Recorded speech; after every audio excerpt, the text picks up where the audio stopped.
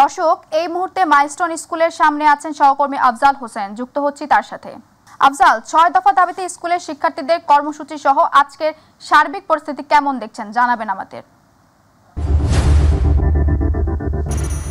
গতদিন যেই ট্র্যাজিক একটা ভয়ঙ্কর রকমের যে দুর্ঘটনা ঘটেছে, এর প্রতিবাদে আজকে মাইলস্টোন স্কুলের শিক্ষার্থীরা স্কুলের সামনের এই চত্বরে মানববন্ধন সহ বিক্ষোভের আয়োজন করেছে। তারা 6 দফা দাবিতে এখানে এসেছে। আমি সরাসরি তাদের সাথেই কথা বলতে চাই, জানতে চাই তারা কি দাবিতে এখানে এসে দাঁড়িয়েছেন, তারা সরকারের কাছে বা কর্তৃপক্ষের কাছে কি দাবি জানাচ্ছেন।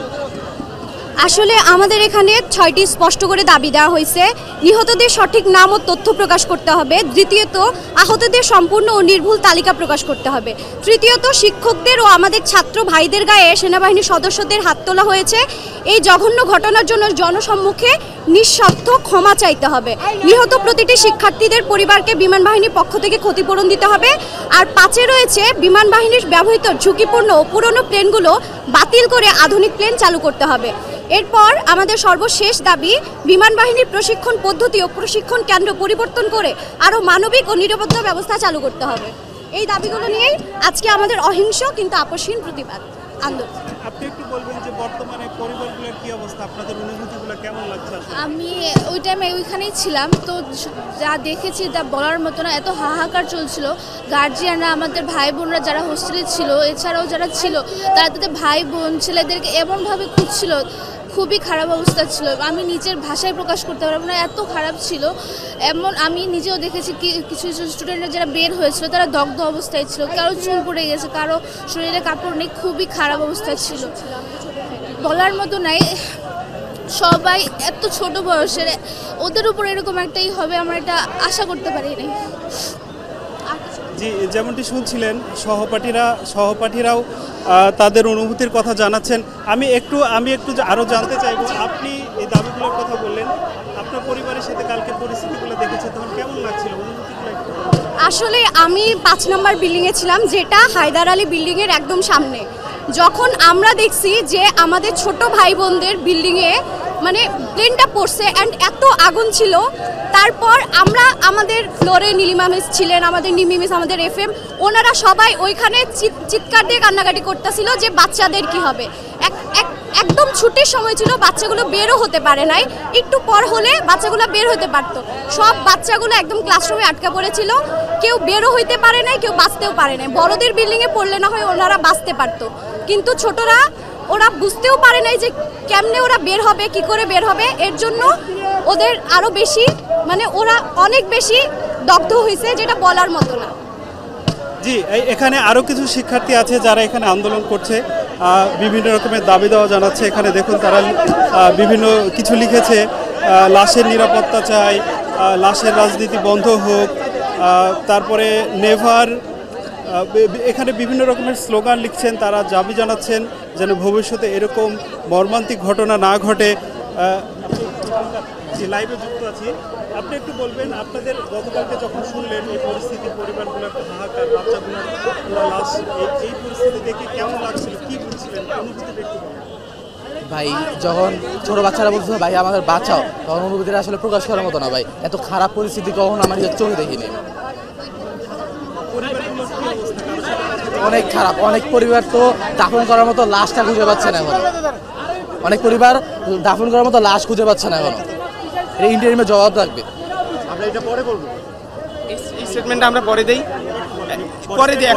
এখন আমরা পরে দিই।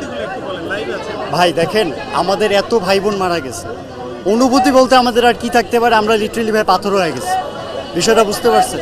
যেখানে আমাদের ভাইয়ের লাশের কোনো হদিশ নেই, কতজন মারা গেছে, কে মারা গেছে, কে জীবিত আছে, ইভেন অনেক গার্ডিয়ান মারা গেছে, অনেকে বাচ্চাকে ড্রপ করতে আসে তারা মারা গেছে। আমাদের টিচারদের উপর হাত তোলা হয়েছে, যারা রেস্কিউ করছে তাদের গায়ে হাত তোলা হয়েছে। আমাদের অনুভূতি কি থাকতে পারে বলেন? দেখেন, আমরা এখনও আমাদের কলেজ নির্দিষ্ট কোনো তথ্য প্রকাশ করেনি সে বিষয়ে। আমি এখনও জানি না ব্যক্তিগতভাবে কোনো প্রকাশ করেছে কিনা। সেটা যখন প্রকাশ করবে তারা যখন বলবে তখন আমরা মিলিয়ে বলতে পারবো আসলে কি হয়েছে। ধন্যবাদ। জি, যেমনটি শুনছিলেন তারা দাবি জানাচ্ছেন মানে মৃতের সংখ্যা প্রকাশের। এটা যেহেতু স্কুল, এখানে কারা আসে কারা যায় এটা নিশ্চয় তাদের কাছে তালিকা আছে, তাদের কাছে পরিচয় আছে, তারা নিশ্চয়ই এটা বের করতে পারবেন আসলে কতজন প্রাণহানি হয়েছে কতজনের এবং কতজন জীবিত আছেন কতজন আহত হয়েছেন। এই মুহূর্তে এদের সাথে কথা বলে যেটা জেনেছি, এই মুহূর্তে সবচেয়ে বেশি কষ্ট আছে যারা পরিবারের সদস্য হারিয়েছেন, ছোট ছোট বাচ্চা হারিয়েছেন, এই পরিবারগুলো নিঃসন্দেহে সবচেয়ে বেশি কষ্ট আছে। একই সাথে কষ্টে আছে যে সকল পরিবারের সদস্যরা এই মুহূর্তে হসপিটালে চিকিৎসা নিচ্ছেন, নিঃসন্দেহে পোড়া কষ্টটাও অনেক বেশি। এখানে আরও কিছু শিক্ষার্থী আছেন যারা বিভিন্ন দাবি জানাচ্ছেন। আমরা একটু লাইভে আছি, একটু বলবেন কালকে শোনার পরে আপনাদের কেমন? কালকে শোনার পরে আমাদের মানে মনমন্ত্রকর একটি ঘটনা শোনার পর আমরা কি বলবো, আমাদের বলার ভাষা হারিয়ে ফেলেছি। আমরা যখন দেড়টায় শুনেছি যে আমাদের পার্মানেন্ট ক্যাম্পাস অর্থাৎ দিয়াবাড়িতে যখন আমাদের বিমানটা বিধ্বস্ত হয়, ফাইটার জেট যখন বিধ্বস্ত হয়, তখন আমরা শুনতে পারি এবং আমাদের তো যখন আসি তখন আমরা দেখতে পাই ঝলসানো ছাত্র, তাদের বের করা হচ্ছে। তাদের মানে এরকম মর্মান্তিক দৃশ্য দেখে আমরা রাত্রে ঘুমাতেই পারিনি। এক গেল, আমরা তাদের হসপিটালে নিয়ে গেলাম, রক্তদানের কমিটি হলো, তারপর আপনাদের শেষ হলো, আমরা 11টার সময় বাসায় গেলাম।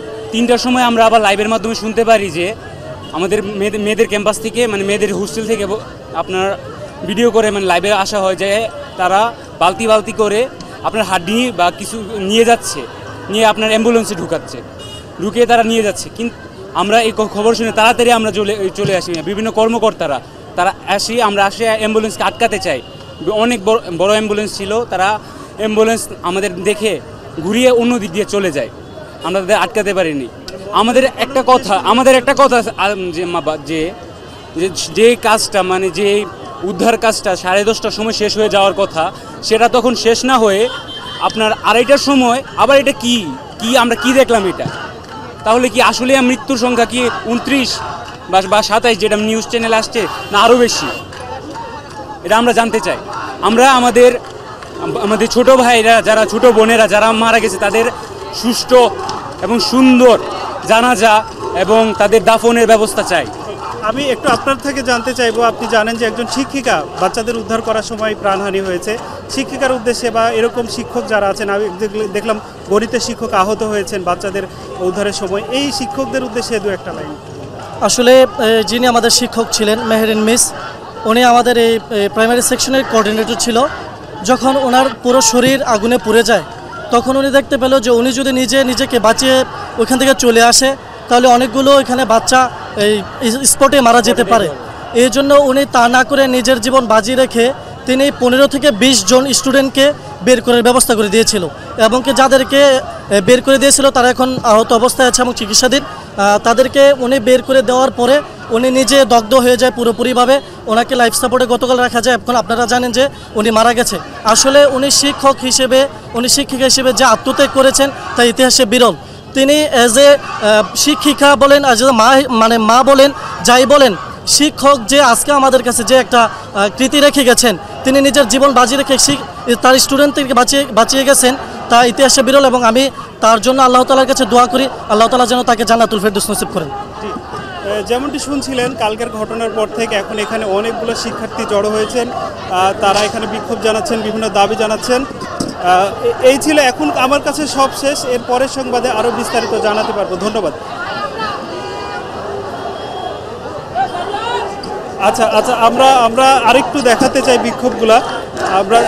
বিক্ষোভগুলা এখানে অনেকগুলো শিক্ষার্থী জড়ো হয়েছেন, তারা দাবি জানাচ্ছেন। এই দাবিগুলোর মধ্যে অন্যতম হচ্ছে তারা যেটা আমাদেরকে বলছেন যে মরদেহের সংখ্যা নিয়ে শিক্ষার্থীদের মধ্যে একটু কৌতূহল আছে। এই কৌতূহলটা তারা আসলে বিশ্বাস করতে চাইছেন না যে বর্তমানে বিভিন্ন গণমাধ্যমে যে সংখ্যাটা আসছে, এখানে আসা শিক্ষার্থীরা বলছেন এই সংখ্যাটা আরও ঢের বেশি হতে পারে। এছাড়া আরও বেশ কিছু দাবি রয়েছে, এর মধ্যে অন্যতম হচ্ছে এই জনবহুল এলাকায় যেন। জি আফজাল, আপনাকে ধন্যবাদ। দর্শক, মাইলস্টোন স্কুলের সামনে থেকে সর্বশেষ খবর জানাচ্ছিলেন আমাদের সহকর্মী আফজাল হোসেন।